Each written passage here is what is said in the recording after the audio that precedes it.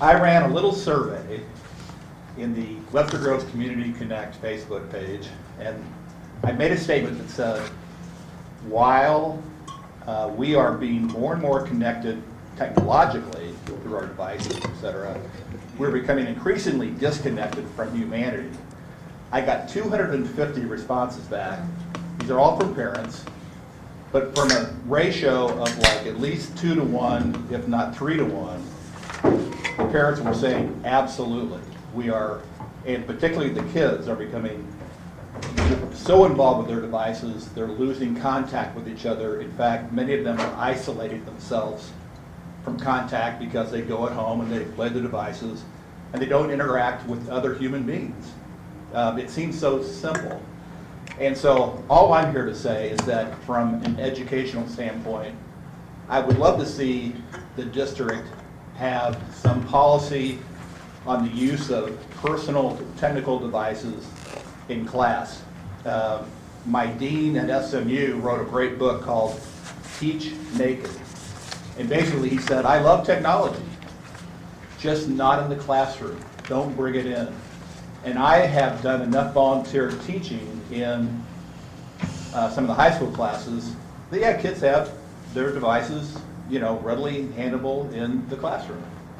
And a lot of them are going like this while somebody's teaching. And all I'm saying is that if we can downplay the technology a little bit, just soften it up so we can focus on connecting our humanity, I just think we'll be better off as human beings. Thanks. Thank you.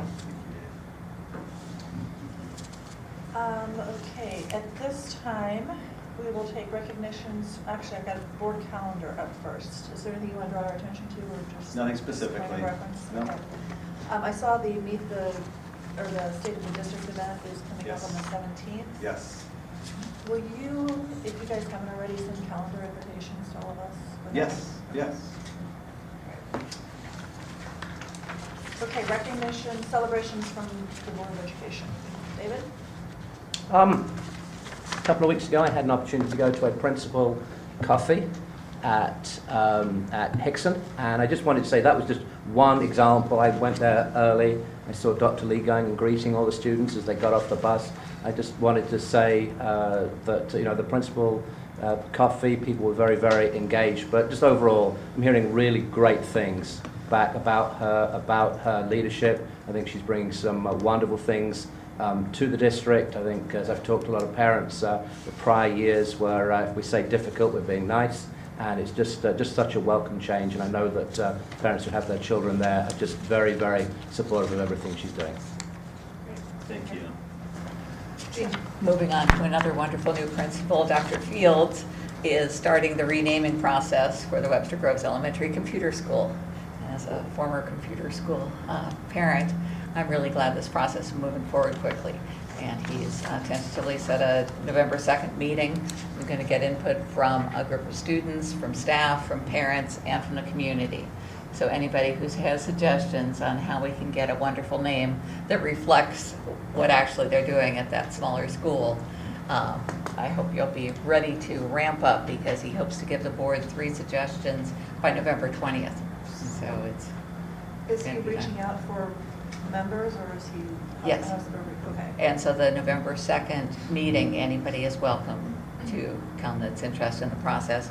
I will be, as the computer school liaison, accepting suggestions too. So if somebody just wants to send me email suggestions, I'll make sure they're considered. Thanks. Joe? I went to the Webster Equity Bridge meeting, which is a kind of a new from some schools and old from some of the other elementary and middle schools. But parents coming together just to look at racial equity in the district. And it's a really big, really organized group of parents that are just starting to figure out how parents can contribute to that. And it's really exciting, because I think they've got some great ideas and a lot of energy looking at research and different ways, things they can do. So it goes along with all of our equity efforts. Great, thank you. Joe, number 2? This past Friday, our girls volleyball team had a very big win. I think it was their championship game, or at least one of them. And our first fall play opens on, I believe, October 19th, next Thursday, starring 2 of the National Merit finalists right over here. So, yes. All Arnold? I'll pass. Steve? Actually, for the first time, I think ever, I'll pass. I'm gonna pass as well, so we can get along to our national merit honorees. Sounds good. Kathy, did you have any other additional celebrations? Yes, I have two. One is that the High School History Club raised $1,300 for Red Cross Hurricane Relief. And the High School Fishing Club placed second in a local qualifying event for Fish St. Louis Cup, sponsored by the Conservation Department. Very good. You have my celebrations. Wanted to say too, just a celebration, the Meet the Superintendent event at Lucky's was really, was well attended because people need to shop. Kathy does a great job of standing at the door and just introducing me to people, and there was a number of people that came in. I had a lot of people that are, 4 people, which is a lot for these types of events, who came just to see me, but I got to meet a lot of people, and I think I think it's really smart to go where the people gather instead of try to be the draw. Thankfully, right now, we're not big draws, as we don't have huge numbers of people coming to see us. I think that's a good thing. So I just wanted to highlight that. Moving on, we do have an extraordinarily special celebration tonight. We have some extraordinary students who have reached an academic milestone, which makes them very unique in the United States. These students took the pre-SAT test and then took the National Merit Scholarship qualifying test. Approximately 1.6 million students across the United States take this highly competitive test. From that, 3% are chosen for an honor. The first honor is for students who are commended, and they fall in that top 50%, 2/3 of that 50%. Tonight we have Elliot Williams, who's being honored as one of the commended students.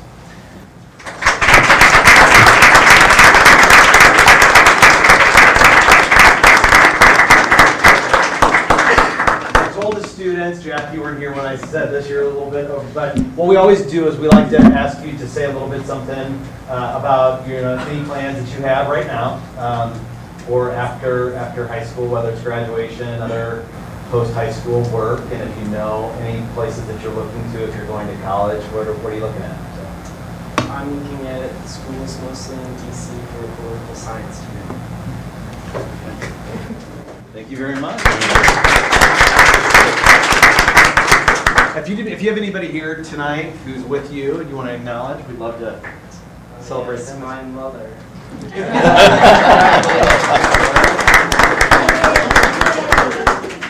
Next, again, from that 1.6 million students from around the country who take this highly qualified or highly competitive test, 1% are chosen for National Merit semifinalists.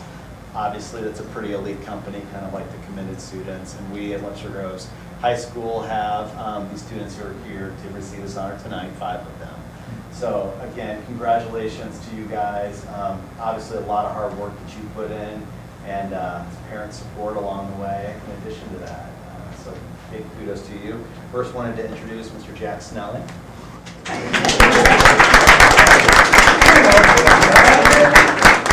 Anything you want to I have my mom, my dad here with me. And then I'm going to be going to a music school to study music composition and that. And then probably everyone's going to make notes. Excellent, excellent. Congratulations.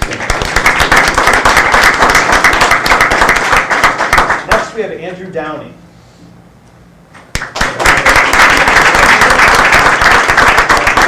In the name of time, I'm not going to specifically recognize anyone, but I've already been accepted to Missouri S&T, where I'm going to be majoring in electrical engineering, and eventually hope to work with quantum computers.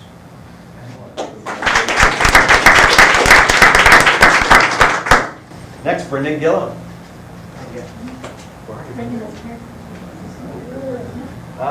Kaylin Johnson.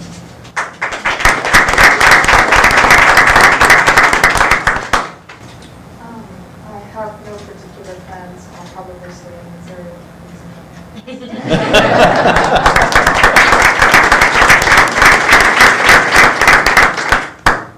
Ethan Whitaker.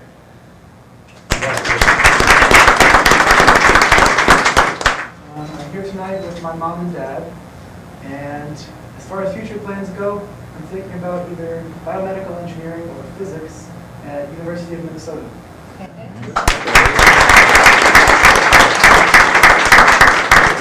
Well, once again, congratulations on this incredible honor and just your commitment to your studies. The future certainly is bright, and we look forward to following you and supporting you beyond Webster Groves High School. Well done. So, any additional comments from the board? Keep up the good work. Yeah. Excellent. Congratulations. At this point, we normally move on to other matters that are more business Is related. our ACT score student here? He's not here. Oh, okay. Thank you. All right. Thank you. So if you want to step out, you can. You're more than welcome to stay. Oh, perfect ACT score, very good. And then when we took the PSAT, Yeah. Very different tests. it would be interesting to know. Teach it both.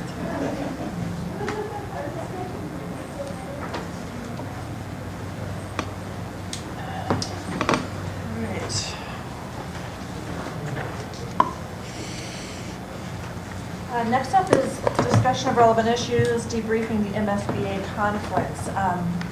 All 7 of us, I'm proud to report, spent at least 2 days at Tantera,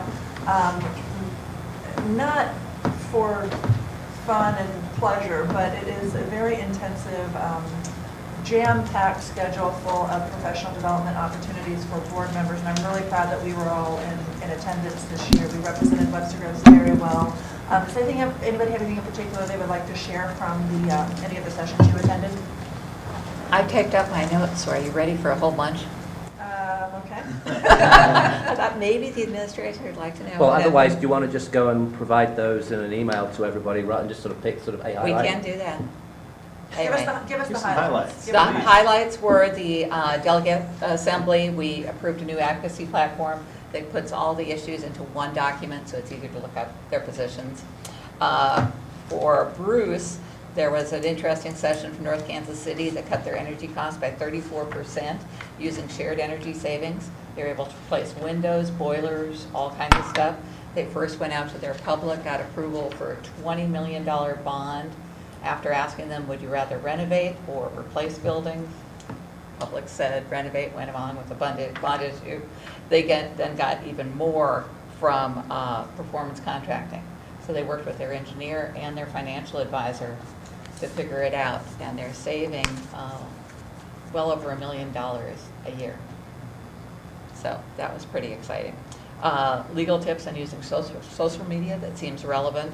A lot on readiness. So I'll submit these and somebody can circulate them.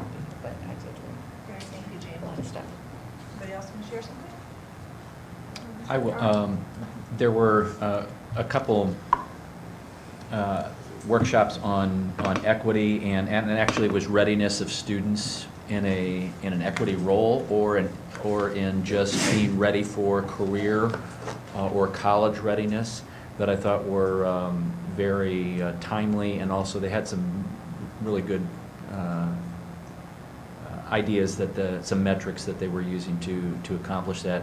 The other thing was the family engagement whole kind of strand that was going on, which I thought was very, very good, and some of the things I think that we all gleaned from the large seminar, the speaker who spoke on that, but Steve and I were in a seminar that has a toolkit, and there's a lot of different things out there, but I thought those things on equity and readiness and then the family engagement were very stimulating for me.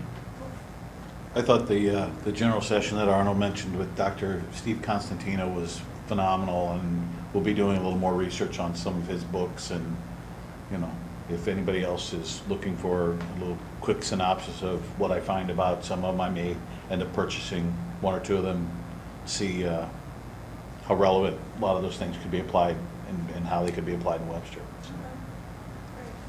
Sure. I thought it was interesting that I went to a seminar on raising or getting equity in AP classes, suicide, discipline, being kind of the suspension doesn't work theory.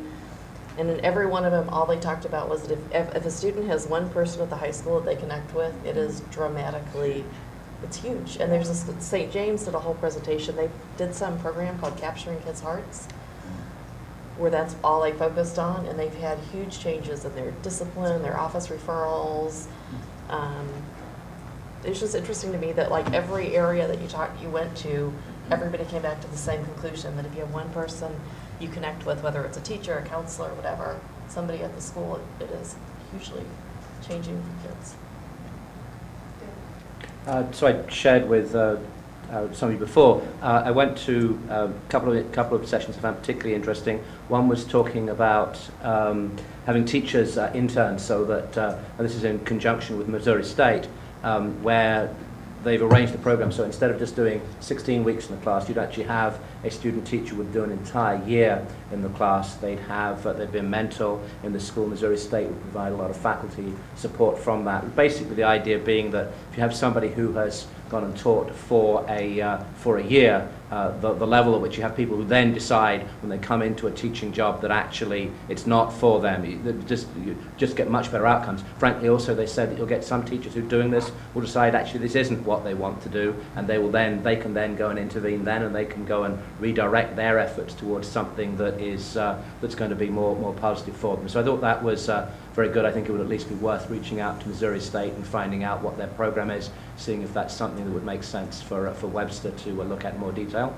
And then Park Hill did something where they talked about having a class basically through an experiential learning class that was geared around students learning what is it like to go and teach, and the culmination of that would be that they would spend a couple of weeks in a classroom working closely with a teacher, and they'd get sort of a preliminary understanding as to what teaching is all about before they go and make a college choice. So that for students who are thinking that yes, I want to go into teaching, this might be a good way, in a sort of formal way, to go and get some training and then culminate with that. And I thought those were both very interesting sessions.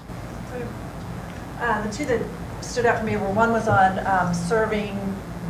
meeting the mental health needs of kids, and just acknowledging the fact that we have so many more kids in schools these days with increasingly serious needs, and there is some momentum to try to get additional funding from the state for providing some of those services, as well as a movement toward school-based healthcare centers.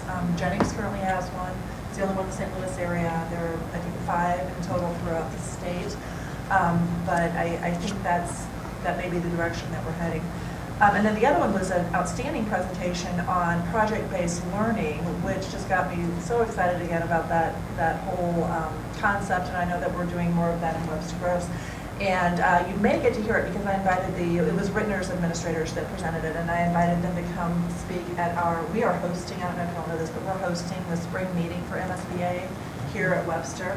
And the topic is, it's just sharing innovative and interesting practices that you're doing in your school district. So I asked them to come give the presentation for us there, so hopefully you all will get to see it. Has the date been set with that? I was going to ask that as a Should have question. been. I think it's May April 2nd. something. I thought. Oh, is it that late? I thought it was You got it that on a late. calendar invite. I think it's. Yeah. May 7th, May 2nd, 5 p.m.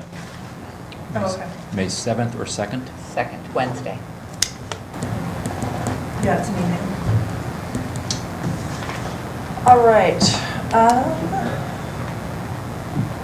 I just wanted to add that I really appreciate the time that we can all spend together and really get to know each other a little bit on a more non-formal level.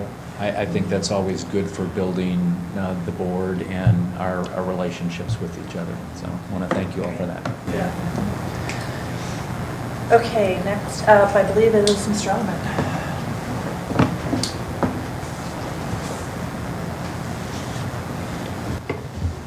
Good evening. Good evening. I'm pleased this evening to be able to share with the board an opportunity that has been identified to save Webster School District taxpayers about $891,000 in future interest costs by refinancing a portion of the district's outstanding bonds. Previous to the meeting, we provided you with some very detailed materials. But because of, I think, the importance, the amount that's involved, and the importance, it merits some additional explanation here this evening. In particular, not only would this refunding provide additional relief to the district's debt service fund in addition to the cash transfers that the board made last year, it could also potentially bolster the district's no tax increase bonding capacity should the board choose to seek one of those in the future. So let me explain. One of the initial areas of review after I joined the district as interim CFO in 2016 was to look at the district's debt service fund and bonded indebtedness. My objective really was to determine if any portion of the district's long-term debt could be refinanced at lower interest rate, for one thing, at a lower interest rate, and for another thing, in a manner that could shift cash flows around, that could provide some cash flow relief and some cash flow pressure from the debt service fund, because at that time, before before the cash transfers were made by the board last year and before the district's tax base increased from reassessment, at that time the debt service fund was no longer cash flow self-sufficient during the year, and it was even in danger of going negative, completely negative at the end of the year. Fortunately, as the tax base increased and due to the cash balance transfers made last year, that portion of it has been resolved. This gives us an opportunity to even further build on that strength and further strengthen the debt service fund going forward. As part of that debt evaluation effort that was made shortly after I joined the district, we made inquiries to a couple of different underwriting bond advisory firms. At that time, none of them were able to identify any significant refinancing opportunity available to the district. However, one of the districts, one of the firms, Stifel Nicholas, continued to monitor of their own accord and without compensation, monitor the district's debt, the bond market, and interest rates for future opportunities.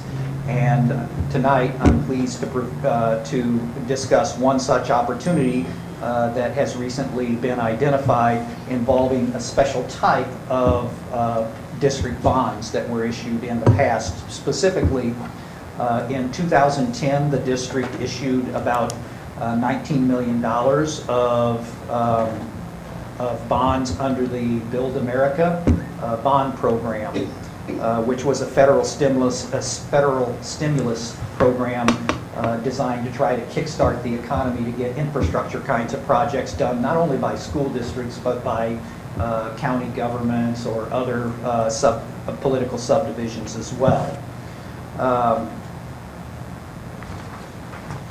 As you may recall, for those of you who were on board in 2010, the Build American bonds are special kinds of bonds that were only issued during that very limited period of federal stimulus. In particular, the Build America bonds are actually taxable bonds. School districts and political subdivisions normally issue tax-exempt bonds because the interest rates are lower for tax-exempt. The people who own the bonds don't have to pay income taxes on them, so therefore they don't demand as high of an interest rate since that interest is tax-free. But under the Build America program, that interest was taxable, and the part of the federal stimulus package was that the federal government made subsidy payments to the bond issuers to subsidize that interest differential and to make the net cost, the net interest cost to the bond issuers lower. And so that was the basis at the time. So the district since 2010 each year has been receiving federal subsidy payments of that interest differential, but yet the interest market has been changing, both taxable and tax-exempt interest rates, and as we monitor those, the principal maturities, the rates and the bond market and the maturities have changed enough, because in 2010 some of those maturities were 15, 20 years out. Now they're not as long. And so that helps with the interest rates as well as just the interest rate markets in general. So the opportunity now has arisen to be able to refinance those Build America bonds and save interest costs each year over the remaining life of those bonds. This is further, it's a little bit further complicated from that in the fact that the Build America bonds aren't technically callable until the year 2020. They have a call provision, but the call provision doesn't kick in until 2020. So what will have to happen is the district sells the refunding bonds now. That money goes into an escrow account, and that escrow account will pay the interest on the new bonds that are issued until 2020, and then at that time the balance in the escrow account would pay off all of the Build America bonds. In the meantime, from now until 2020, the district would continue to pay the interest on the Build America bonds in order to still get the federal stimulus from that. If we tried to shift that interest cost over to the escrow, it would no longer be eligible for the federal subsidy. So the district would continue to pay the interest on the Build America bonds. The escrow would pay the interest on the new refunding bonds until 2020, and then the escrow would pay off the old bonds, and the district would take over paying the interest and principal on the new bonds. So it's called, under the bond market, it's called a crossover refinancing because of that crossing over at that future point. To proceed, and as I mentioned, given where interest rates are now and the bonds that are feasible to refund now, the district would save, after cost of issuance, after bond counsel, after all of the costs associated with the refunding, would save about $891,000 over the remaining life of the bonds. That savings then would reduce each year because the savings are about $100,000 a year starting in the year 2020 for the remaining life of the bonds, which would be at that point about 9 years. So we're saving about $100,000 a year in interest cost starting in 2020. To proceed with the refinancing, the district would be required to execute a non-binding underwriter agreement. A copy of that was provided with your board materials. The district administration can execute that. It doesn't require board approval because it's non-binding. Doesn't commit the district to the actual refunding. Instead, what would happen is it would name them as representing the district in the bond market so that they could go out, price the bonds, and then a bond resolution would be brought back to the board in December based on actually pricing in the market in December. But there's about 6 to 8 weeks worth of preparation work that has to be done before that time. So the formal board approval would come in the month of December. Right now, we would just execute, the administration would execute the underwriter engagement agreement with the firm. But we wanted to report that to the board, report the good news to the board that we have this opportunity and that the district's intent is to pursue that. And then you'll see something will be put in front of you. Well, the bond sale resolution will be put in front of you in December to formalize. Do you need anything from us, Bruce, other than Not at questions? this time. This is just a report and information, no action tonight. No questions, please. I'm sorry, he looks at me as though there's a chance I might be the one who had questions. It was a coincidence, but go ahead. Just a couple.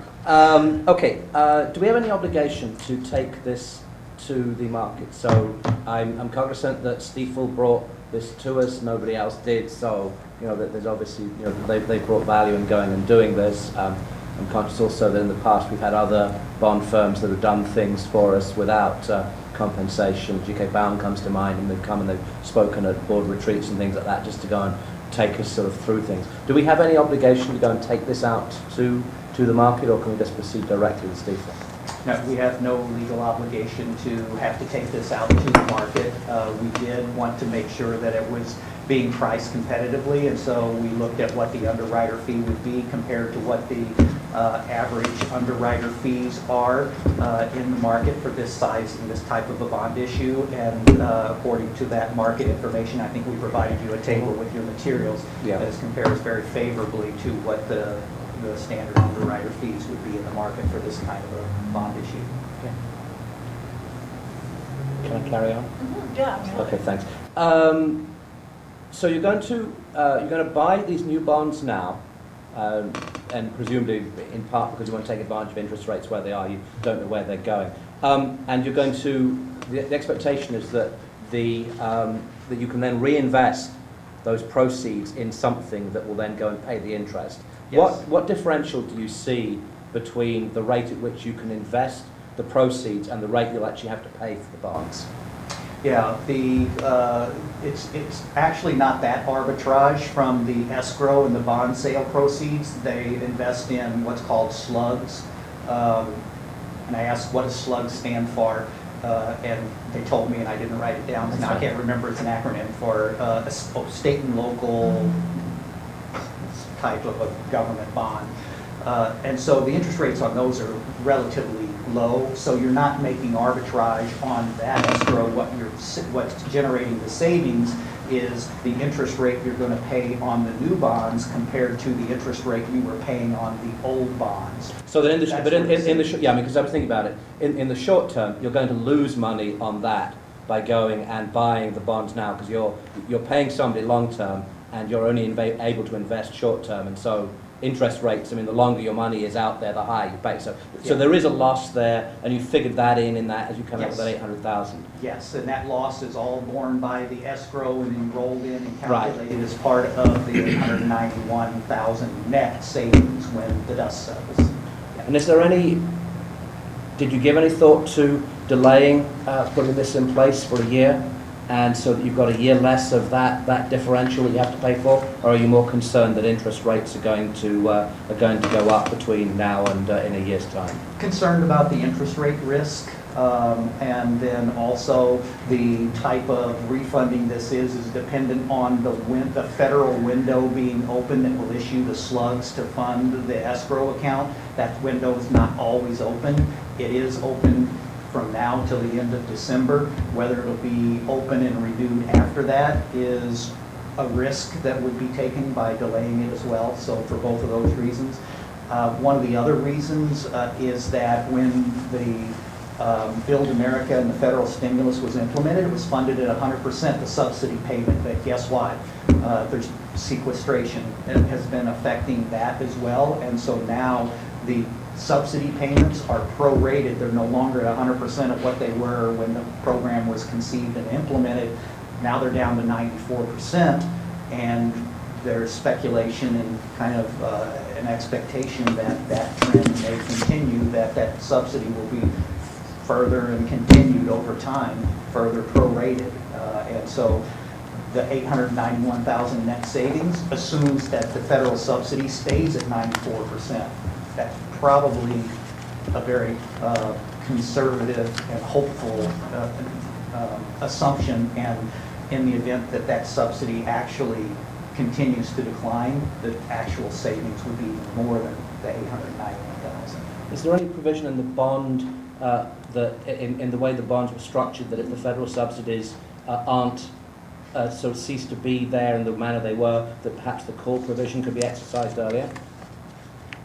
I'm not sure I understand that. So if they were supposed to pay at 100%, Yes. and now they're paying at less, is there something in the way the bond was structured that says the call provision stays out here? However, if we no longer, if a part of the incentive to go and buy the bonds is that you get this federal subsidy. Right. If the federal subsidy goes away or declines, it could conceivably change the rest of the terms of the bond that might then allow you to call earlier, and so you'd be able to recognize more savings. Yes, okay, I understand the question. No, there were not those provisions that would allow those kinds of things. Yeah. Jean? So we saved a bunch of money several years ago by doing this to some other bonds, getting lower interest rates. And as I remember, we did it like in 3 phases. 2 or 3 times. Yeah, and so the month that you did it was very relevant. So in one of these documents, I saw that this would actually all be happening January 18th. Does that sound right? That's when the closing would be. But some of these but they provisions, would you're be- saying that end in December, we'd be able to take advantage of? Yeah, if they're priced in December, but closing happens then in January. So the actual there is a closing need to on- rush, is what I'm Yeah. asking. Yeah. And this kind of refunding is actually being done in Hazelwood and patent bill right now on the same types of bonds for the same reasons. And that was part of the reason that Stiefel was able to identify the opportunity for us, is because they identified it at Hazelwood and Pattonville. As soon as they saw that this was feasible for this category of bonds, they looked around to see what other districts had these kinds of bonds that might be able to benefit from refunding as well. Okay, thank you. Other questions? Thank you. Thank you.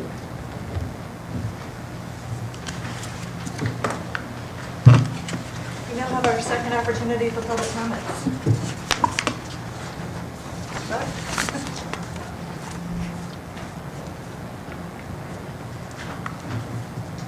Dave Buck again. Both Joe and Arnold mentioned the word equity during the course of your conversation. And equity is a really interesting word, because versus equality or justice, equity simply means fairness. If you look it up, it just means fairness. And there's equity in education, there's the web out of Bristol. But in my humble and imperfect opinion, the biggest equity opportunity in this district is converting the computer school into a neighborhood elementary school to serve the North Webster neighborhood. North Webster, as you know, is a long-term neighborhood. It's an historic black neighborhood originally for like 100 years. For 86 years, it had its own neighborhood school, no different than I have Bristol, or other families have Clark, or other families have Avery. They had the Douglas School, Douglas Elementary, Douglas High School, for 86 years, till 1978. Then they were closed down for desegregation. And over the last 40 years, what have the kids in North Webster had to do? They walk to school, they cross Kirkham to go up to Bristol, to Clark, to Avery. They're bused, they're driven, they ride their bikes. They've been doing this for 40 years. North Webster has been without a neighborhood school for 40 years. But we thrive on neighborhood schools, particularly the elementary schools, but not North Webster for 40 years. And the thing is, the computer school was created and started in 1983, and it really was a breakthrough school because it was one of the first elementary schools to really leverage the use of computers. But that was X number of years ago. Everybody's kind of caught up. The computer school has kind of outlived its original purpose. So why not convert it like we were going to do had S&W passed? We were going to convert that part of Steger to a neighborhood school. My question is, what's taking us so long? What's stopping us from doing it? I don't get it. And I've talked to some of the computer school parents on the PTO. They love the idea because they see the rationale for it and the opportunity for it. So I'm just sharing this on the table. It's a big burr of mine.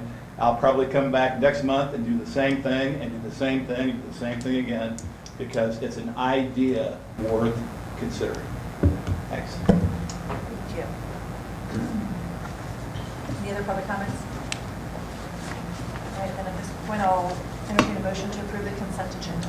I make a motion we approve consent agenda items 8.01, 8.02, 8.03, 8.04, and 8.05.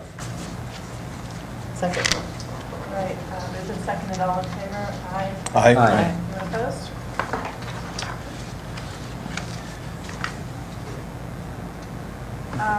Next up, we have that was consent agenda. I just need a motion to adjourn. Do we have anything else we need to do in executive session? I don't. In which case I make a motion we adjourn. I'll second. All in favor? Aye. Aye.